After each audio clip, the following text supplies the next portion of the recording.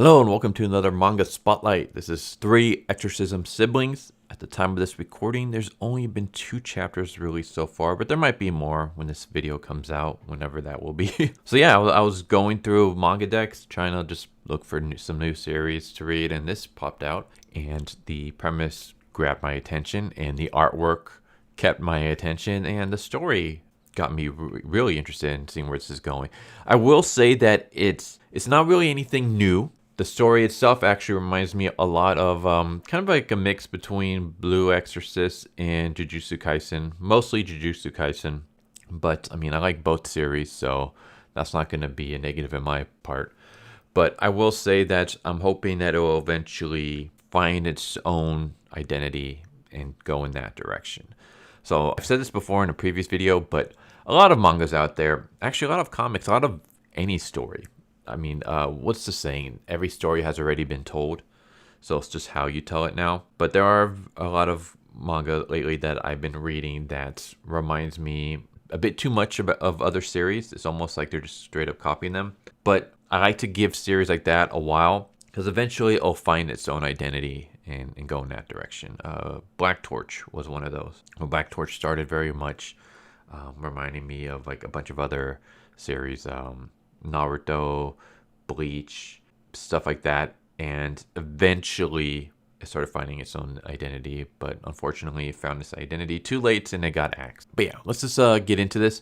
So, the summary. I'll become the strongest sacrifice. Mamoru Yamaemori, a priest detested by the people who consider him to be cursed. However, there is another side to him. He exorcises Tengu, monsters that enter into mountains and eat people. He's not rewarded, as he is instead burdened with the fate of an untimely death. The only people he can count on for support were his younger brothers. This is a mysterious tale about hunting for life, using life as bait for the sake of subduing monstrosities. So, let's get right into it. So we have our main character, Mamoru. And Mamoru is, like I said, a priest, and he hunts down Tengu. And Tengu are these, the very first few Tengus that we see, they kind of look like gorillas with human faces. Well, with monstrous human faces. And of course, they eat people. But then later on, we see other different types of demons. So I'm assuming that Tengu is basically going to just be a phrase to encapsulate all demons and curses and monsters and stuff. But we see a Tengu eating a small child while another child is knocked out. And that's when Mamoru shows up and he fights this Tengu. And he ends up killing it eventually, but he gets wounded in the process. And he saves the child that's unconscious, gives him back to the police and the family that are on the outskirts of the forest. Basically, he heads back in, and everybody, like, the police kind of know who he is, but they say, like, you know, don't go into the mountains. Don't go into Yame Mounds. It's cursed. People who go in there don't come back usually. Like, they get eaten by something, and that's where our main characters live. And so we have Mamoru, who is the oldest sibling. He's 21 years old. We have Kei, who is the second. He's a middle child. He's 17. And then we have Yu, who's 15. And I actually really like the relationship that they depict here. Because, like, when we first see Kei and Yu, they're arguing with each other, but it's more like friendly banter. Like, they're not throwing punches. They're not cursing each other out or anything like that. It's just more like friendly, kind of picking on each other like siblings do. And then, of course, Mamoru comes out and he's bandaged up and stuff like that. And he tells them, like, hey, like, stop it. Why are you guys fighting? And then that's when the brothers start talking about their own lives. Like, the youngest one says that his soccer team got selected for the nationals. And the middle child says that he placed top 5 for all subjects in the national mock exams. And, of course, Mamoru starts crying, but these are like tears of joy because he's so happy with his brothers. Like, he's so proud of them. He's like, you know, you guys can do anything. You guys can be a soccer player. You guys can be a pilot. You can be a prime minister. Like, I'm so lucky to have 2 brothers with so much promise. They tell him, like, even though we've succeeded, you know, in our lives, and we can do so much better. Like, we can go out and almost be anything we want. We want to be parishioners of the shrine and help you. And I thought, all right, that's very sweet. Like these are brothers that can do anything, and yet they're willing to sacrifice their happiness and their future to help out their older brother and help him with this life that nobody should want. Nobody should want a life where they just spend all their time fighting monsters, because this is a curse. In fact, it's called the Yamaemori, the Cursed, and it's basically a curse on this family where all the ancestors have to fight these Tengus, and every single one of them have died from unknown causes over and over and over again. And of course, the unknown causes are being killed and eaten by Tengu. But this is because of how dangerous it is, their lives are cut short. Like a lot of them don't live long. And so, of course, he doesn't want that for his brothers. He doesn't want his brothers to live a short, crappy life when they have so much going for them. So he's like, don't worry about being a prisoner. Be what makes you happy. Go out and like succeed and make something of yourself. Like, leave this to me. Like, I don't want this life for you. But of course, middle brother grabs Mamoru's arm and pulls his sleeve back and just reveals a bunch of new bandages and scars and stuff like that. And basically says that like all these wounds and stuff were caused by Tengu. And so, like, when you take in the curse, you also kind of take in all the wounds of your ancestors in a sense. So Mamoru is absolutely covered head to toe in, well, I guess not head, but he's covered in scars. His body's just littered with scars and wounds. And of course, his brothers are like, we want to help you out. We want to help out your burden. Like, we don't want this life for you either. Like, you don't want this life for us, but we don't want this life for you. But we can't change that. So if we can help you out, then we want to do so. And then, of course, Mamoru starts crying again. He hugs his brothers like, I'm just happy that you guys are around. But again, like, leave this to me. And we get a bit of a flashback of Mamoru. And because he's the eldest, he was selected to carry on this quote-unquote curse, this job of being a prisoner. It's really, really crappy. We see him where basically his father has beaten him because he wanted his father, not in a, like, he's beaten him in the sense that he's trying to make him tougher so that he can live longer and stuff. But it's still a father beating his kid. It's still messed up. And then he even forces the blood of the prisoners. It's basically this thing where it's basically blood, but it's a special type of blood that you force on the prisoner to take. And what it does is it makes your blood more enticing to the Tengu. It makes you stronger and more tougher, but it also makes it so that you basically become a Tengu magnet, which can help in tracking down Tengu, because now Tengu will be coming for you if you're nearby. But it also means that all the Tengu in the area are coming after you. So yeah, he forces this down his kid's throat. Of course, Mamoru starts throwing up some of it, and the father says, like, even the stuff that you vomited, you got to take into your body. So you got to drink it all. Even the stuff that you vomited out, you got to drink your own vomit. You got to drink this blood. You are a human sacrifice. And then he also starts injecting some of this blood into the kid as well. And because of that, he doesn't get to live a normal life. He doesn't get to go to school. He doesn't get to hang out with kids. He's basically cooped up and forced to stay in the shrine while his dad beats him and tries to teach him to fight, and just basically yells like all the things that you got to do to exorcise Tengu. And so he's basically thrusting all this responsibility on this small child and not letting him get to be a child. And of course, his brothers, are able to sneak in and they try to help him out. Like they give him food, they give him medicine to kind of help him with his wounds. One of them brings like the handout, the school handout, so that he can feel somewhat like he's going to school and learn something outside of being a Tengu hunter. So yeah, him and his brothers are really, really close. And then his mom and dad end up getting killed by Tengu, and not that long afterwards, when he was 12. So at the age of 12, he basically becomes the father for his brothers. Like, he's the one who has to take care of them, as well as going out and fighting Tengu. So his whole childhood is basically destroyed. He doesn't get to have one. And I was like, all right, this is something we can definitely work with. And yeah, so we see him and he makes a promise that he's going to become the strongest sacrifice. Basically, the sacrifice is, the sacrifice of being a Tengu hunter, being a practitioner. It's considered a sacrifice because, I mean, technically it is. You're pretty much sacrificing your life and your happiness and your future to do this. So he says he'll become the strongest sacrifice for the sake of his brothers, so that his brothers won't ever have to feel this pain again. And of course, this reminds me very much of other manga. It reminds me of, for example, Naruto, where only instead of having a demon shoved into him, he is sacrificed by having to drink this blood and becoming this hunter. The whole demon thing will come in later, though.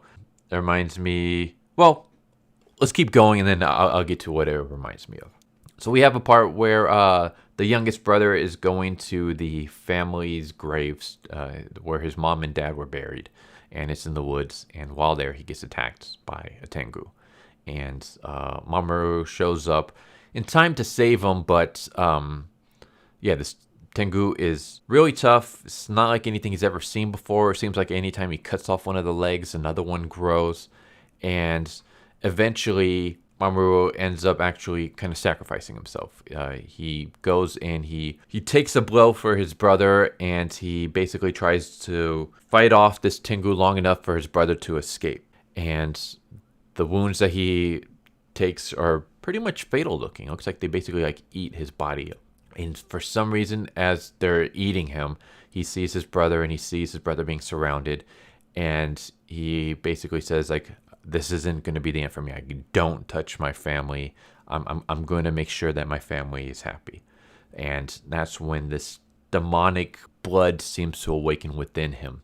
And Mamoru becomes a human Tengu. He becomes demonic. He's able to slaughter these Tengus that are going after his little brother. But then he passes out and he wakes up. And he's tied to a pillar covered by a bunch of talismans. And there's another practitioner from another mountain or something. And basically, he kind of tells Mamoru, "You're part Tengu now.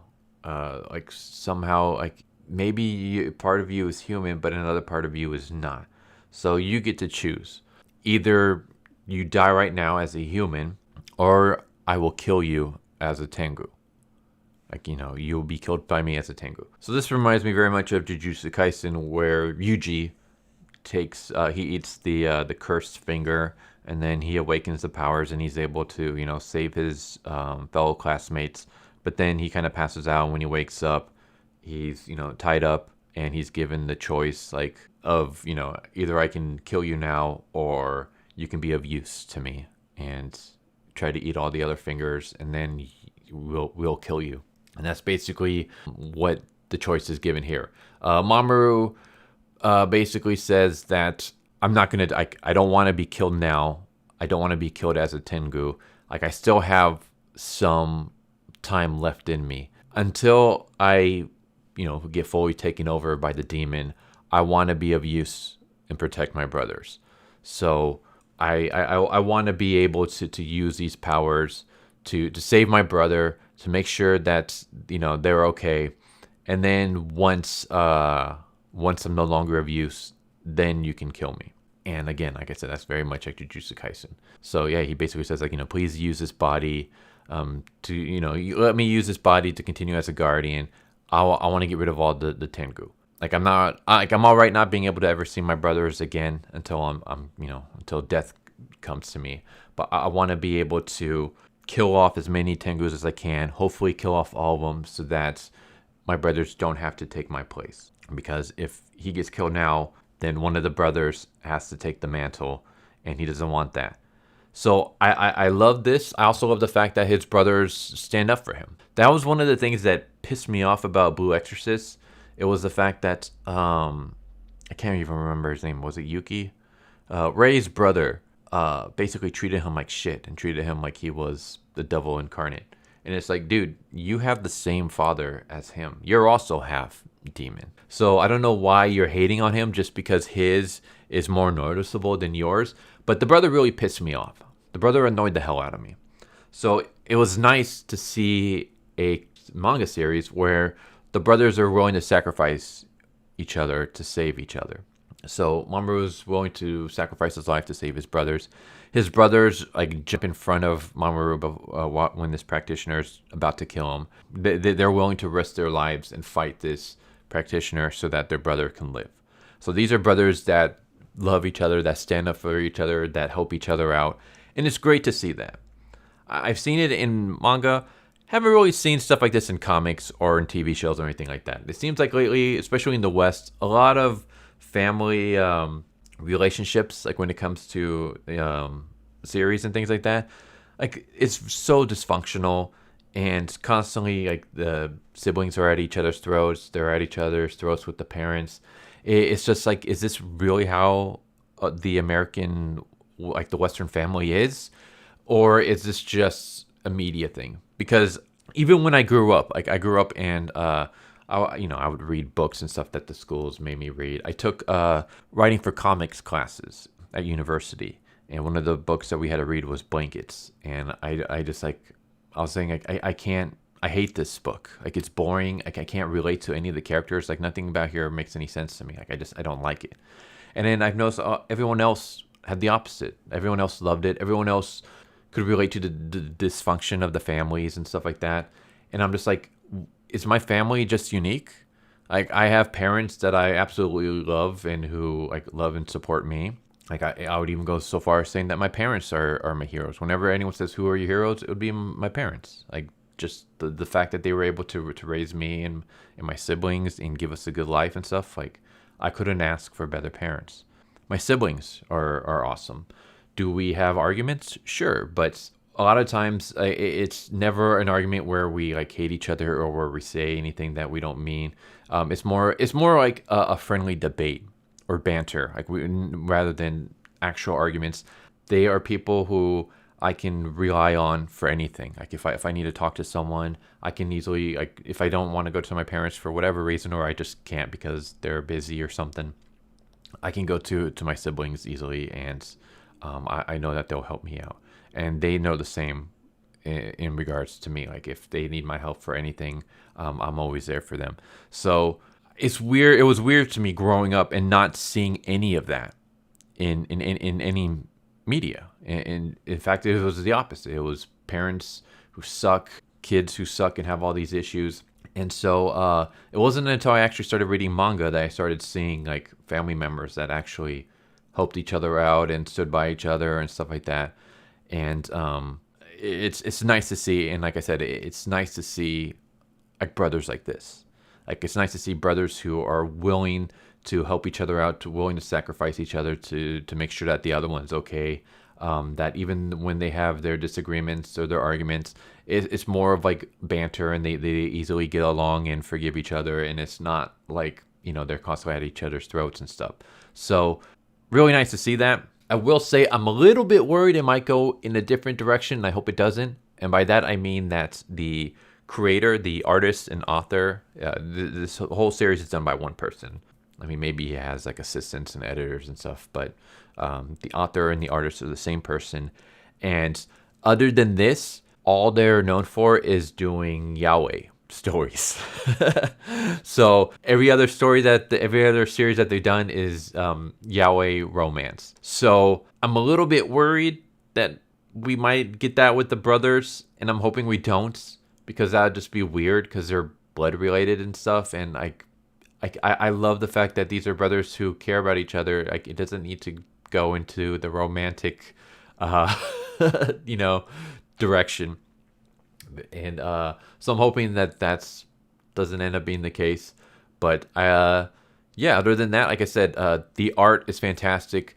I wish I could show you interiors, but when it comes to manga, I'm just gonna play it safe and never show interiors again. Because I've said this before in other videos, but all the majorities of copyright strikes that I've had, other than one, which is by a Marvel writer who didn't like the fact that I gave his stuff his comic a bad review, every other copyright strike I've ever gotten on this channel has been from manga publisher or Japanese publishers. It wasn't even the manga publisher themselves, but just other Japanese publishers for showing interiors. Even if I show like one or two or three, they go after you. So I can't show any of the interiors. Just take my word for it that it's really good. I can't show you the cover of the series. So if you like the cover, that's basically what the artwork is like in the interiors. It's really good. For someone who's only done like yaoi erotica, which is what he's done. It's not just regular yaoi, but it's actually like pornographic yaoi. For someone who's only done that, like the action scenes and stuff like that is pretty good. The artwork itself is really well drawn and detailed. Like it's really up there in terms of like shonen quality. So artwork is good. The translation has been really good so far. Like I don't really have too many complaints about it. It's one of the better stuff. Story is good. Characters are really good so far.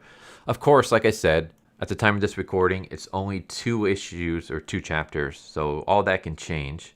But so far, I'm really enjoying this. It's really good. I like it. Like I said, it's kind of cliche, or not cliche. It's something that I've seen before. It's very much reminds me of Jujutsu Kaisen, with the main character taking on a curse and then given the option of being killed as a human or being put down immediately before the curse fully takes over them. But then making a deal like, hey, like use me as much as you can, like make me of use so that I can protect people. In Jujutsu Kaisen, it was because he wanted to protect his classmates, but then later on he wanted to just protect people in general because of what his father said on his grandfather said on his deathbed. And this is because he wants to have a better life for his brothers. So very, very similar in that regard. And then, of course, the whole Naruto taking a demon into himself and stuff like that. But, I mean, Naruto's not the one that did it. It's been done before. But, yeah, like I said, it reminds me very much of other shonens out there. But hopefully we'll go, like, once it starts finding its identity and its rhythm, it'll start branching out into going into new territory and not just remaining a cliche. But there you go. 3 Exorcism Siblings. Really good series so far. Highly recommend it. Again, it's only 2 chapters at the time of this recording, but it's a really good 2 chapters. And hopefully it continues being good. And yeah, if you guys got any recommendations for manga, let me know. Hope you guys enjoyed the video. Hope to see you next time. Take care, everybody. Later. So what'd you guys think of that video? Hope you guys enjoyed. If you guys haven't already, please subscribe, hit that bell for a notification, leave a like if you enjoyed the video. And if you didn't enjoy the video, thank you for watching it this far, and I hope the next video is more to your liking. Feel free to check out the playlist that you guys see, and I hope to see you guys next time. Later.